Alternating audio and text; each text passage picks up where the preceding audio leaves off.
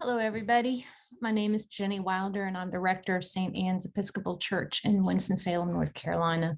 And it is my joy to welcome you all this morning. I wanted to give you an update this week on the new COVID-19 guidelines that the diocese has put out there for parishes to work within. And last night, the Vestry had an opportunity to come together and discern how St. Anne's would be now in reflection of these new guidelines. I will put a link to the guidelines in our weekly announcements that go out on Friday for anyone who wants to take a deeper look at these guidelines.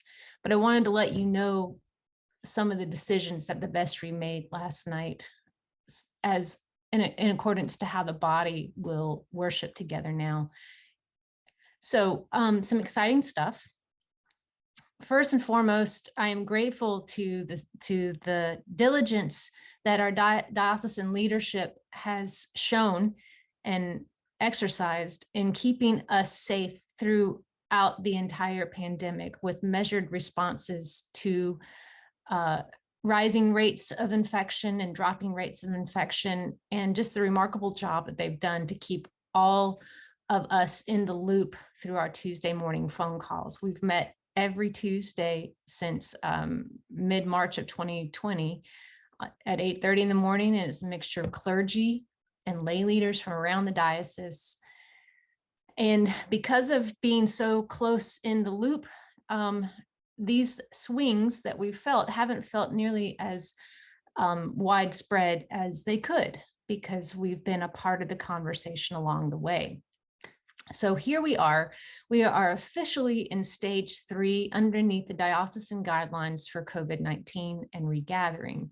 What this means is that our ability to increase the number of folks attending indoor worship goes up from a total of 25 to really no capacity limit. That being said, because we want to ensure those who are coming to worship feel safe, we have set a capacity limit at St. Anne's, and I'll get more into that here in a moment. The diocese recommends masks for people who are worshiping indoors, and there's a bit of and also require that if we are going to be singing. So please know that if you attend our outdoor service at St. Anne's 8 o'clock on Sunday mornings, masks are required until you get into your seat on the lawn, and at which point you can take your mask off regardless of vaccination status. If you are coming to our 10 o'clock service, we are asking that everybody wear a mask regardless of vaccination status. The only times we can take our masks off during our 10 a.m. worship service is if you are reading from the lectern, if you are proclaiming the gospel, if you are preaching, or if you are celebrating the Eucharist. Those will be the only times a person can remove their mask. And you'll notice that if my mask is removed, it will go back on for when I distribute communion and when I sing. So those are some of the new updates. We will have our masks on no matter what, unless you are reading, preaching, proclaiming, or celebrating, okay? We have made some allowances in our worship space for folks who are fully vaccinated who want to forego social distancing. And we have a great deal of seats for folks who are fully vaccinated, who want to forego social distancing, and who want to sit together. We also will offer seats at our 10 o'clock service for folks who, regardless of vaccination status, would prefer to remain socially distant. And so we have seats set aside for those folks who, for their comfort, want to come, but don't want to sit close together. And there is no labeling of either section as vaccinated versus unvaccinated. So if you would like to come to church, but you don't want to sit close to folks, I would encourage you to select one of our socially distant seating options. If you are unvaccinated and you want to come to church, I will ask that you please select the socially distant seating option. If you are fully vaccinated and you want to come to church and you don't want to have the social distance, and I'll ask you to select the non-socially distanced seating. So we have two different types of seats. And I'm going to pause here for a second and try to bring those up. So give me one moment while I do that. There we go. I'm going to share my screen and hopefully this will work. So this is our Eventbrite reservation screen for our 10 o'clock indoor worship services. And you will see here at third paragraph in, non-socially distant seating is available for vaccinated parishioners to sit together while masked during the service. And then the second seating option is socially distant seating allows for masked persons, regardless of vaccination status, to experience the worship service while maintaining social distancing between parishioners. So we have those two options now for Sunday morning at 10 a.m. That's awesome. And we can sing, which we enjoyed tremendously last Sunday. What these new guidelines also offer us looking ahead is that committees at St. Anne's can come together and meet at the church.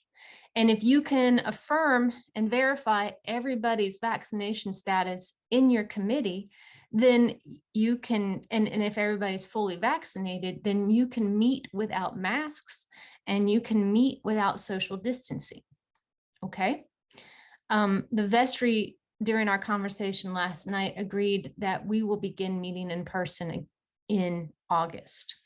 So we will meet in person and we will meet at the church. And depending on everybody's vaccination status, we will meet either without masks or with masks. This past week, the Dulcimer Orchestra made their return, Kirk and Judy House, and it was wonderful to have the building filled with all that dulcimer music. And so we're also opening our space back up to community groups who were using our space prior to the pandemic. Looking a little bit further ahead, with these new guidelines, we can have a choir again singing in our worship service. And I'm working with David and Lauren about getting live music introduced into our 10 o'clock service without relying on music videos. And that'll take a slow transition, but it's there. The possibility is available to us, and we will move in that direction. But getting back to the choir, if we can verify the vaccination status of all of our choir members, then when they can rehearse without being socially distant and without their masks. But they will have to sing in the worship service at this time with masks on, because we will have a mix of people in their vaccination process. Plus, we also may have little ones who aren't available or aren't able to get vaccinated at this time. So it's a really great stuff that we are now able to experience because of being in stage 3. And I checked our statewide infection rate this morning. Is at 2.9% for the whole state. And I believe that Forsyth County is at 3.4%. So our infection rate is really down, even with these new guidelines that have been in place for the whole state for the last couple of weeks. Looking ahead a little bit further, we will wait until the new program year, beginning in September, before we bring back childcare and before we offer in-person formation activities for all ages. So during the summer, we're going to just live into what this looks like for worship and about bringing community groups back in the building and perhaps having committee groups meet in the building. But those are updates for right now.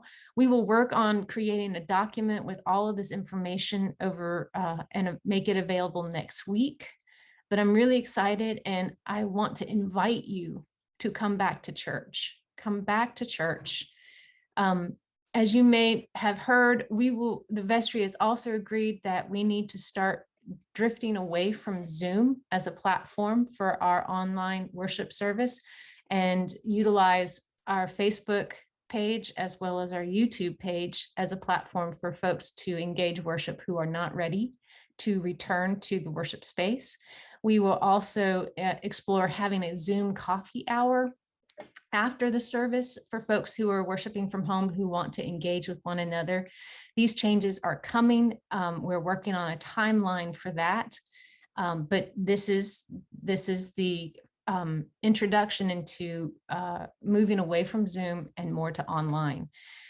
Now, we can't use our YouTube page as a live streaming source until we have at least 100 subscribers. Right now, we are less than 60. So if you would like to help us increase our subscription rate on YouTube, which costs you nothing, please surf on over to the St. Anne's YouTube page and subscribe. And once we get over 100 subscribers, then we can stream live to our YouTube page. Right now, what we do is just load the video after the worship service for folks to watch. I want to encourage you again that if you have yet to receive the vaccine and you're of an age that you can be vaccinated, and your doctor has not told you you should not get vaccinated, please find a vaccination site and get vaccinated. We need at least 70+% of our community fully vaccinated in order to know that we've reached that immunity place, that immunity level where all folks can be protected. And if you have questions about the spirituality of being vaccinated, the theology of being vaccinated, then call me, email me, text me, come by the office and see me. And we can have that conversation. But the only surefire way that we can protect the whole body, not only of St. Anne's, but of Forsyth County, of Winston-Salem, of North Carolina, and even further out to the whole United States and the whole world, is for each of us to do our part when we can to get fully vaccinated. So hear me now, and you'll hear me say it week after week after week. If you're struggling with wondering if you should be vaccinated, give me a call. Let's have that conversation. If you need a ride to a vaccination site, give me a call. We will make that happen. I'm so excited. I am so excited. I look forward to seeing you and singing with you and worshiping with you on Sunday. There's so much more I probably need to tell you right now, but this has gone on long enough. But if you have any questions, email me. It is my Sabbath, and I will respond to you tomorrow after we're done building the labyrinth at 9 a.m. All right, friends, may God bless you. May God keep you. Pray for me, and I will pray for you, and I will see you on Sunday. God bless.